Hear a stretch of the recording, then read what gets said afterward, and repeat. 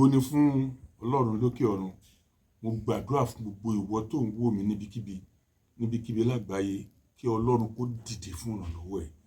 Mo gbàdúrà lónìí lórúkọ Jésù, gbogbo agbára tó lè fẹ́ tẹrí ògo ẹ bá, kí ọ̀run kó ṣẹ́gun ẹ̀. Láti wákàtí àti ìṣẹ́jú yìí lọ, ní orúkọ Jésù kó ní ìtẹ̀síwájú. Jésù Olúwa wa, àmín. Orúkọ mi Prophet Michael Ọlọ́runbẹ̀. Lówùúrọ̀ yìí mo fẹ́ tún wá sọ nípa ọ̀rọ̀ Ọlọ́run àti àwọn àsọtẹ́lẹ̀ tó jẹ́ pé ẹ gbọ́dọ̀ kíyèsára fún. Ẹ rí pé ọ̀pọ̀lọpọ̀ ń pè mí lórí ọ̀rọ̀ òjò ti ọdún yìí. Òjò yẹn kò tíì ní dá o. Òjò yẹn ń ṣe orílẹ̀-èdè yìí nìkan.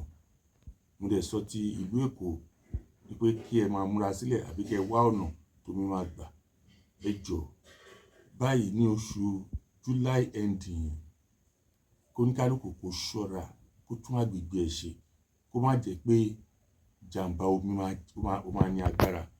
Pàápàá ní ìlú Èkó, kẹ̀kẹ́ sára.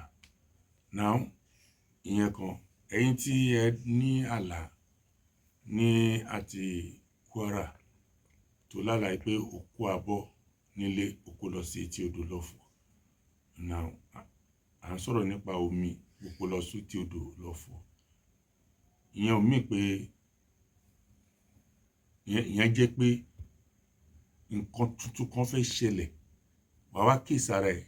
Kí ni àwọn nǹkan tí mò ń ṣe tó jẹ́ pé ó lè má jẹ́ ìtọ̀nà ti Ọlọ́run, kí ààyè lè gba nǹkan tuntun tó fẹ́ ṣẹlẹ̀ láyé ẹ̀, nígbà tó fẹ́ ṣe àtúnbí nǹkan. Nítorí wọ́n pa aṣọ ni ọ̀tọ̀ ni, ṣùgbọ́n nígbà tó ti jẹ́ pé abọ́ ló kó nínú ilé, ló kó lọ sí etí òkun, wọ́n kìlọ̀ fún ènìyàn pé kó jáwọ́ nínú nǹkan tó ń ṣe, kó wẹra ẹ̀ mọ́, nítorí nǹkan rere tó fẹ́ wọlé sínú ayé ẹ̀ kó lè gbà láàyè. Nǹkan rere òwe náà ń pa fún. Nǹkan rere kan ń bọ̀, jáwọ́ nínú nǹkan burúkú tó lè dí nǹkan rere yẹn lọ́wọ́. So ní ṣókí, ìyẹn ní ìkejì, irú ẹni tí ó lálàá ní London pé wọ́n fi omi ṣe òun ní àlejò. Wọ́n gbé omi sínú cup fún un, òun dẹ̀ mu omi ẹ̀, ètò òun lòun tó wá ń kúnlẹ̀. Ìyẹn ni pé ire kan máa ti ibi tẹ́ lérò kan máa jáde. Ire kan máa ti ibi tẹ́ lérò jáde, ṣùgbọ́n ẹ múra láti dúpẹ́. Ìgbà tẹ́pẹ́ yín lẹ tún kúnlẹ̀ fẹ́ni tẹ́ gbomi lọ́wọ́ ẹ̀ yẹn, ẹ múra láti dúpẹ́ lórí irun re tó máa ti ọwọ́ èèyàn jáde sí yín láìpẹ́ níbi tẹ́ lérò, ṣùgbọ́n kẹ́ appreciate Ọlọ́run. Àbí kẹ́ dẹ̀ dúpẹ́ lẹ́yìn ọwọ́ ẹni tí nǹkan yẹn ti pàṣẹ ẹ̀jẹ̀ ṣẹlẹ̀. Lórúkọ Jésù, ìyanu á ṣẹlẹ̀. Tó bá jẹ́ pé ẹ rí owó ńlá kan, ya contract àbí nǹkan kan, ẹni tó bá ti pàṣẹ contract yẹn wá sọ́dọ̀ yín, ẹ bùn ní nǹkan, kẹ́ ṣàánú fún. Káàánú yẹn bá túbọ̀ lè máa tẹ̀síwájú. Lórúkọ Jésù, ìyanu á ṣẹlẹ̀. Bákan sí mo tún sọ fún gbogbo àwa tí à ń gbọ́ ọ̀rọ̀ Ọlọ́run yìí lónìí, àsọtẹ́lẹ̀ tó jáde nínú oṣù July yìí, ní ìparí oṣù yìí, òjò kan máa rọ̀ tílẹ̀ ò ní lè fàmù, tó máa jẹ́ kí omi dà wá sí òkè. Ẹ rí pé jàǹbá omi, oníkálùkù gbàdúrà lórí ẹ̀, lórí jàǹbá omi, àti pé kó tún agbègbè ẹ̀ ṣe, omi lè kọjá. Ìwọ tó bá dẹ̀ ti rí pé omi péjọpọ̀ síbì kan, má lọ síbì kan, wá bí sásí. Tójò bá ti ń rọ̀, má jáde, ó bẹ́tà than kó máa fi ẹ̀mí ẹ̀ wéwu, nítorí jàǹbá omi máa ṣẹlẹ̀.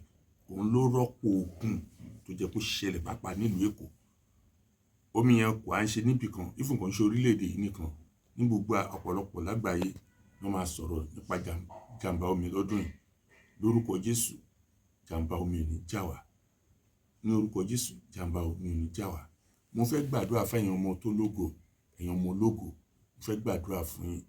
Ṣòwò tó bá nógo tàbí o ní àlá kan tó lá tó jẹ́ pé concern ògo ẹ̀, pè mí, màá tú fún ẹ. And then màá dẹ̀ tún ní orí ọ̀fẹ́ láti tú ẹ sọ́nà.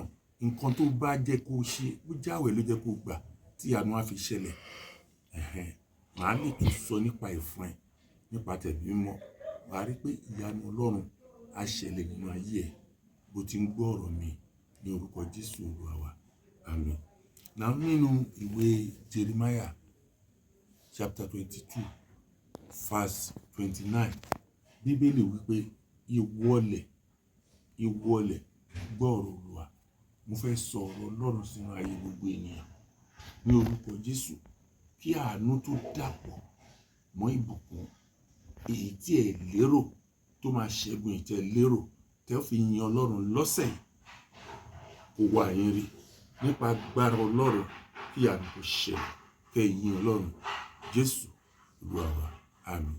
O lè pè mí sórí nọ́mbà yìí fún ìtọ́ni tàbí fún àdúrà 070-360-387-57. Gbọ́ lẹ́ẹ̀kan sí 070-360-387-57. Lórúkọ Jésù, ìyanu á ṣẹ.